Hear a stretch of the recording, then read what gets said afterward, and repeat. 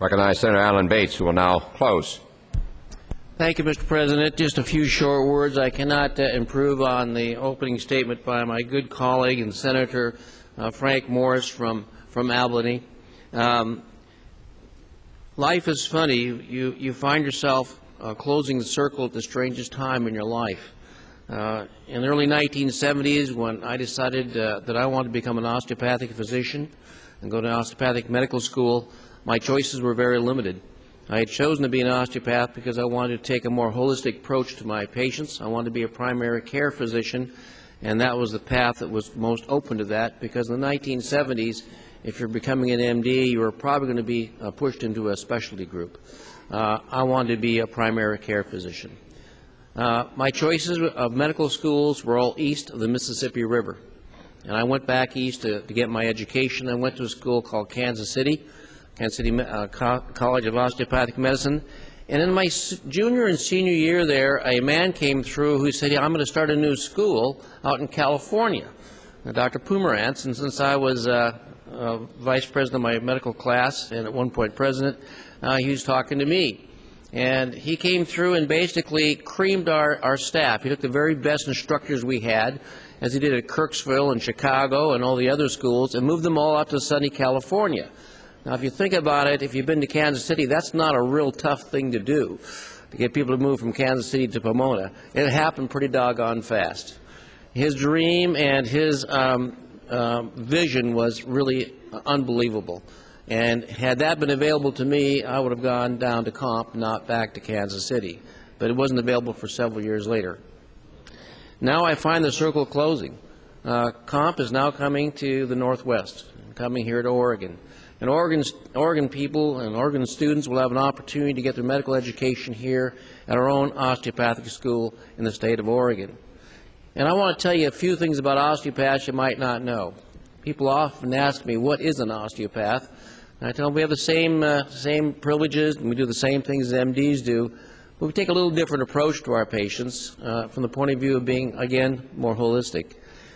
50 to 60% of the graduates from this school will go into primary care, which is the opposite of MDs. We will have some specialists coming out of that school. Most of them will stay right where the roots were from, right in Oregon or in Washington or Idaho, because this is a Northwest school, and 70 to 80% of the students will be coming from our area. And we'll be approaching our students and our training of them a little differently. We guide them towards primary care, often rural care. And which is a big change. They'll be going to residency programs with their MD colleagues, and they'll be working with their MD colleagues, and we work well with each other and always have and always will, with the same privileges and same concerns about our patients. But we are a little different, and I want to make sure that people understand that. This particular school, like the other osteopathic schools with a couple of exceptions, will not have any federal or state funds in them. This is something that is supported by student fees and by fundraising. Some of that fundraising, in fact, has come out of my back pocket in this deal. You guys have been doing a pretty good job of hitting up our local physicians to make sure this program takes off.